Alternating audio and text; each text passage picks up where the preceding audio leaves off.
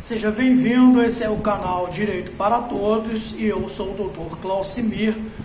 O tema deste vídeo será responsabilidade civil do transportador de passageiros, ok? Então vamos lá. O Código Civil, tá, é expresso ao determinar o dever de incolumidade do passageiro. Isso aí, de forma simples, significa dizer que, por exemplo, você compra uma passagem e aí quer ir para Petrópolis. E no dia marcado você está em perfeito estado físico, vai para a rodoviária, pega o ônibus, na subida da serra para Petrópolis, o ônibus bate em um poste.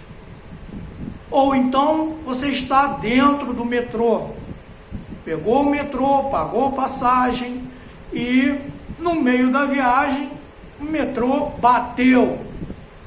O trem descarrilhou, o bondinho perdeu o freio, bateu na parede, né? Então você se machucou, você tem lesões físicas, ferimentos, está sentindo dor, é socorrido, vai para o hospital e fica no hospital, por exemplo, 30 dias. E aí, nesses 30 dias, você estava trabalhando, vai haver para você um prejuízo de ordem financeira e um prejuízo de ordem íntima, que é o dano moral.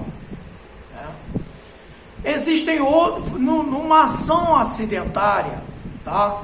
Quando o cliente chega ao escritório na busca dos direitos dele, na maioria das vezes ele não sabe 1/5 do que ele tem direito. Tá? Primeiro lugar, acidente de trânsito, lesão, se você teve gastos, o primeiro passo é colher provas. Não deixe para o advogado fazer isso, que não vai conseguir. Tá? Se você era passageiro do ônibus, você tem que pedir a terceiros que estão te socorrendo ali para te dar nome, endereço, exceto quando é impossível, tá? Nome, endereço, para que você possa reverter o seu prejuízo na justiça. Muitas vezes você está dentro do ônibus, você sofre um acidente, o ônibus bate no outro, bate num poste, bate num carro, e aí a pessoa simplesmente quebrou o braço, ela sai do ônibus e vai embora.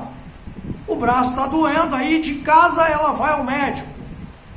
Ela já quebrou aquela carreira de provas, e isso vai dificultar e muito ao seu processo. Ah, doutor, mas não tem problema não, passei meu cartão lá, e aí o Rio Card tem a prova.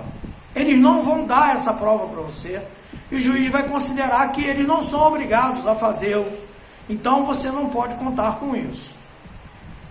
Se você estiver sozinho, estiver no pleno uso da sua capacidade física e mental, você consiga testemunha, fala: olha, eu preciso que você deponha para mim porque eu fui vítima, eu preciso do seu testemunho.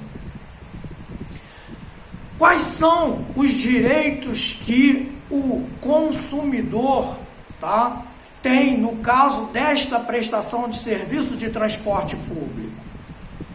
Eu digo transporte público porque eu sei que vão questionar nos comentários aí: ah, mas eu uso o Uber, eu uso a van. Gente, geralmente a van é um funcionário, tá? Um trabalhador que conseguiu um valor, comprou aquele carro, colocou ali, ele não tem poder de indenizar ninguém. Você pode até processá-lo, mas reverter isso aí, tá, em um ressarcimento do teu prejuízo é impossível, tá? É impossível. Você vai processar o motorista do Uber, ele recebeu uma indenização de 20 mil no trabalho, comprou um carrinho, coloca na rua para trabalhar, bateu no poste, você vai processá-lo. O carro é ferramenta de trabalho dele, não pode penhorar, até porque já está todo amassado, tá? Agora, a empresa de transporte, né, o metrô, o trem, você tem que estar ciente dos seus direitos para poder se defender na justiça. Porque, na maioria das vezes, eles não dão nada. Mas se derem, é um prejuízo total. Tá? Então vamos agora aos tipos de danos que você pode sofrer e que são reparáveis.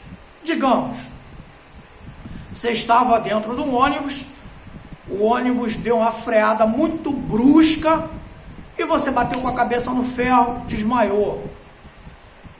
E aí você vai dizer, olha só, doutor, mas aí eu estou desmaiado, como é que eu vou pedir testemunha? Fique tranquilo. Se o corpo de bombeiros vem te socorrer, eles vão informar no registro do atendimento daquela ocorrência que o passageiro foi socorrido no interior do ônibus. Se isso acontecer, mesmo que eles tirem você de dentro do ônibus e levem para o hospital, você terá aquela prova. Aí vamos lá. Deixa eu fazer um esboço aqui de uma coisa que eu lembrei e que os colegas advogados devem se precaver, tá? Contratualmente. O que acontece é que não é muito raro, é que às vezes um acidente, principalmente quando há um trauma craniano, o advogado deve ter muito cuidado ao fazer esse tipo de ação. O processo pode demorar 3, 4 anos. Eu aconselho a você que de 6 em 6 meses peça à cliente para fazer uma tomografia de crânio, para evitar que ao final do processo se encerre, ela receba a indenização e 2, 3 anos depois venha uma sequela e a família vem em cima de você. Olha, doutor, ela está com sequela aqui e tal, o que eu vou fazer? Né? Se você tomou as providências para verificar as sequelas durante o curso do processo, tá? Você vai falar, olha, infelizmente, é possível, já tive leitura de casos em que a ação termina e depois o advogado descobre que há uma sequela daquela lesão e ajuiza novamente. Alguns casos há o sucesso, mas a maioria não há, porque depois de, por exemplo, termina o processo, depois de 5 anos, você não consegue mais comprovar ao juiz que a sequela que a pessoa tem é oriunda daquele acidente que aconteceu lá atrás. Então vamos lá aos danos. Tá? Dano moral é o trauma, é a dor, é o sofrimento. E agora tem uma nova corrente no judiciário, que é a perda do tempo útil da pessoa. Tá? A pessoa sofre um acidente, ela paralisa todas as suas atividades, ou seja, o seu cotidiano, aquilo que você fazia no seu dia a dia, não pode mais. O jovem que jogava bola, quebrou a perna, não pode mais jogar bola e vai ficar por um período de 1 mês, 2, 3, tá? Na cama, ou usando uma tala, ou usando gesso. Então, isso aí traz para a pessoa um sofrimento muito grande. Esse sofrimento, ele é reparável através de uma ação indenizatória, reparatória por danos morais. Tá? A ação, ela tem que ter todos os pedidos necessários àquele caso. Tá? Então, além do dano moral, temos o dano estético. Tá? Muita gente trabalha com direito e tal e não se preocupa com dano estético. Eu me preocupo. Tá? Digamos, uma mulher jovem, bonita, corpo esguio, está dentro de um ônibus, o ônibus bate, ela bate com a cabeça no vidro e tem uma cicatriz no rosto que vai destruir a plástica daquela jovem. A beleza daquela jovem será destruída. Para o resto da vida, por menor que seja, apesar aí do avanço da medicina, ela terá um corte no rosto visível aos que estão mais próximos. Isso aí é passivo de uma indenização que não está coberta pelo dano moral. É o dano estético. Tá? É aquela lesão. O que acontece por vezes é que alguns juízes fixam o dano moral num montante bem alto e informam que incluiu no dano moral o dano estético. Eu faço os pedidos separados. Tá? Cliente com lesão no braço, fraturou, teve que cortar, fazer cirurgia para colocar platina, pinos, fica uma lagarta aqui, muito feia. Ah, mas é no braço? Não, mas é no braço dele. Para ele, aquilo ali vai ficar feio. Principalmente os jovens. Então, essa lesão, tá? Essa cicatriz é o dano estético. Temos também o dano material. Digamos que você, por exemplo, está trabalhando de carteira assinada, seus direitos vão, quanto ao dano, quanto ao seu salário, estarão garantidos, tanto na empresa quanto no INSS. Mas digamos, a pessoa que é autônomo, está trabalhando no Uber, o ônibus avança o sinal, destrói o carro dele e ainda quebra as pernas dele, ele não pode trabalhar. Hipoteticamente, que Deus proteja a todos. Tá? Então, ele vai ficar vários dias sem trabalhar. Esse lucro que é chamado, né, o Instituto de lucro cessante, é indenizável. Pega a planilha lá do Uber, a média das 36 últimas diárias dele, faz um cálculo da média e a empresa de ônibus terá que indenizar o trem, a empresa de transporte ferroviário terá que indenizar aqueles dias parados. Às vezes, você está dentro de um ônibus, sofre um acidente e você fica também sem a sua bolsa, some. Você acabou de receber o salário da empresa, pegou o ônibus, perdeu o teu salário. Você conseguindo comprovar que o seu salário estava na bolsa, que o seu celular, aquilo tudo ali é indenizável. Tá?